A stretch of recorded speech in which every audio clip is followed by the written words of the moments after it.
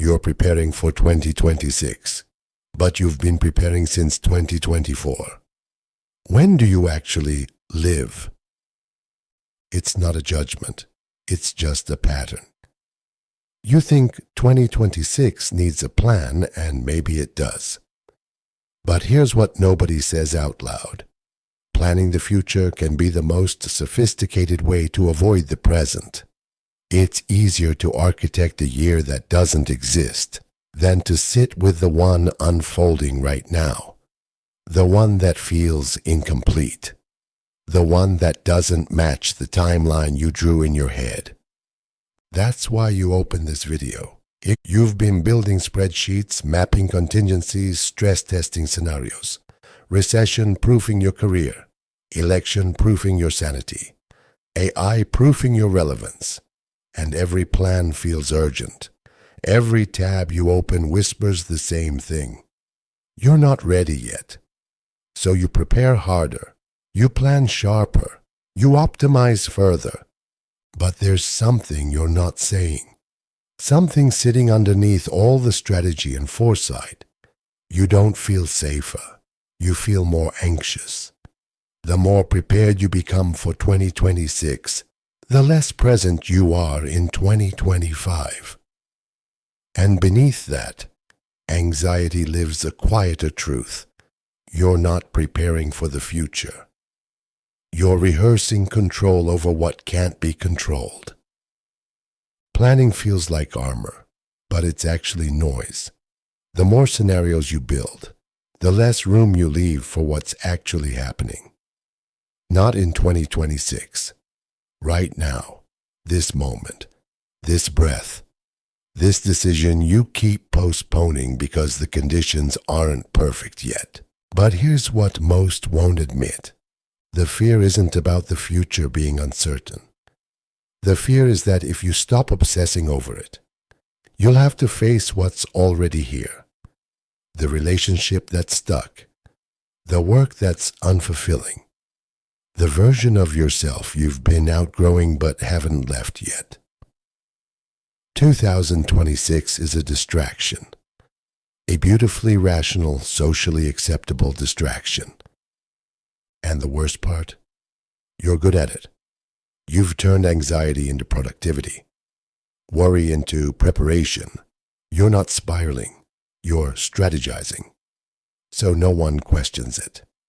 Not even you. Here's the turn. The problem isn't your uncertainty about 2026. It's that you've made certainty a condition for living. And certainty never arrives, not in the way you want it to, not clean, not complete, not with all variables controlled. You're waiting for a feeling that doesn't exist, a green light that never turns on. So you keep preparing, keep modeling outcomes, keep refreshing the same news cycles, the same financial projections, the same doomsday forecasts and optimistic pivots. You call it diligence, but it's not. It's rehearsal without a stage. It's solving problems that haven't formed yet while ignoring the ones sitting in your chest. The Stoics understood this, not as philosophy, as survival. They didn't write about uncertainty because it was interesting. They wrote about it because they lived in it. Plagues, wars, exile, political collapse. And what they found wasn't control. It was a boundary, a line between what bends to your will and what doesn't. Marcus Aurelius ruled an empire. He had advisors, armies, resources most people will never touch. And still, he couldn't control the outcome of a single day, couldn't guarantee his children's safety, couldn't stop the plague at the gates of Rome, couldn't make people wiser or kinder or less corrupt, but he could choose his response, his internal position. That was the only territory he governed, not Rome, his mind. The recession might come, the policies might shift, the technology might disrupt your field. None of it bends to your worry, but your response, That's still yours. That will always be yours. And the more you practice living there, in that narrow strip of actual control, the less power the future has over your present. Most people think they're just being responsible. They're not. Responsibility is preparing for what you can influence and releasing what you can't. What you're doing is rehearsing disaster so you feel less blindsided when it arrives.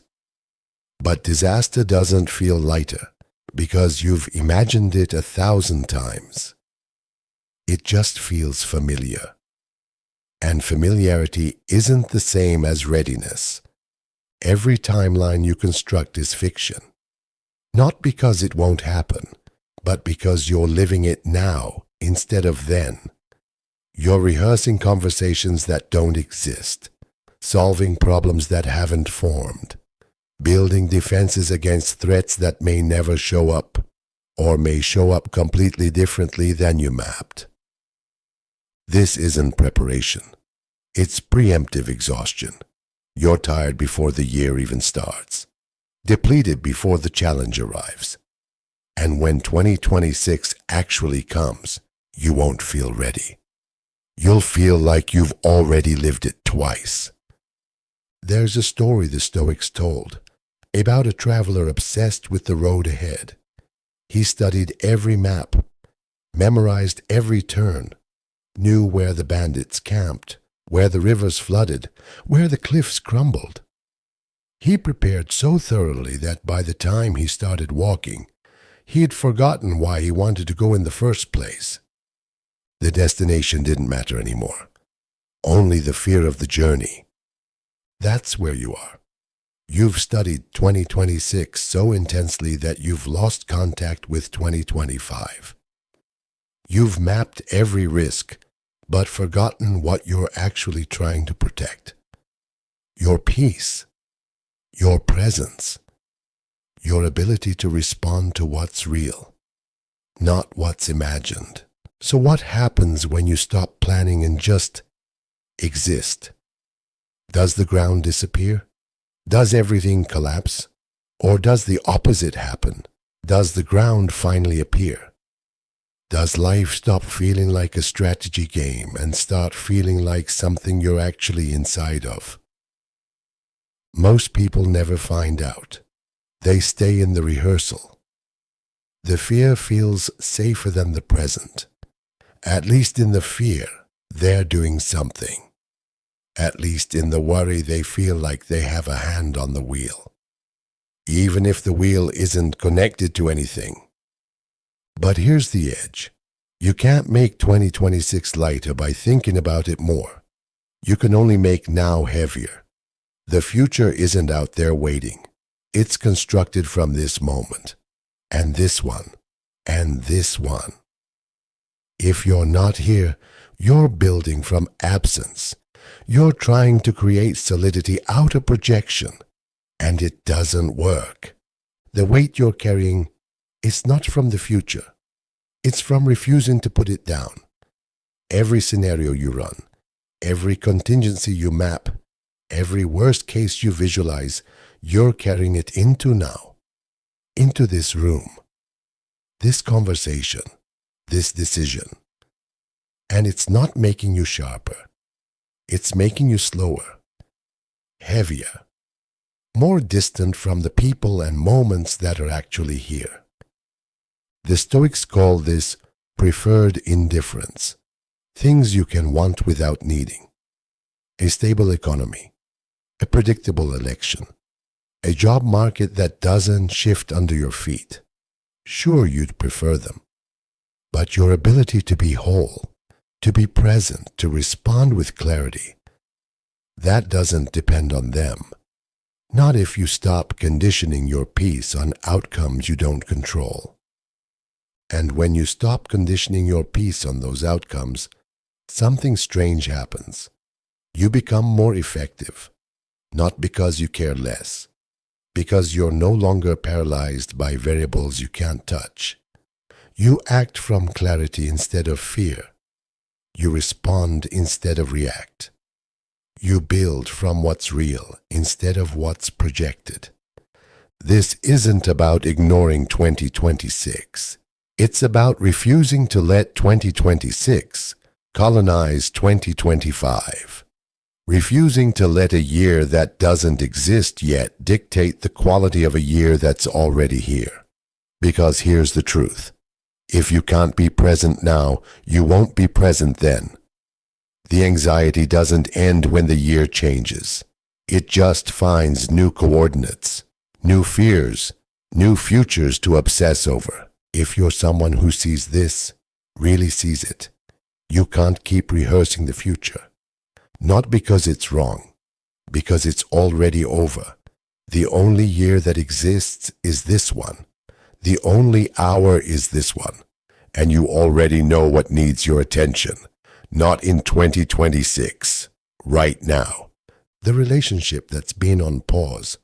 The project you keep delaying until things stabilize. The rest you've been deferring until you feel caught up. The conversation you're avoiding because the timing isn't right. You already know. You don't need a new plan.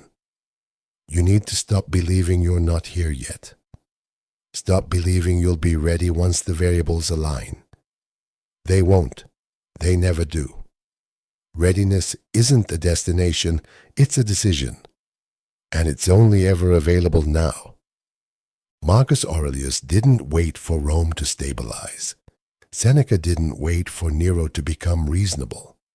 Epictetus didn't wait for freedom before deciding to be free.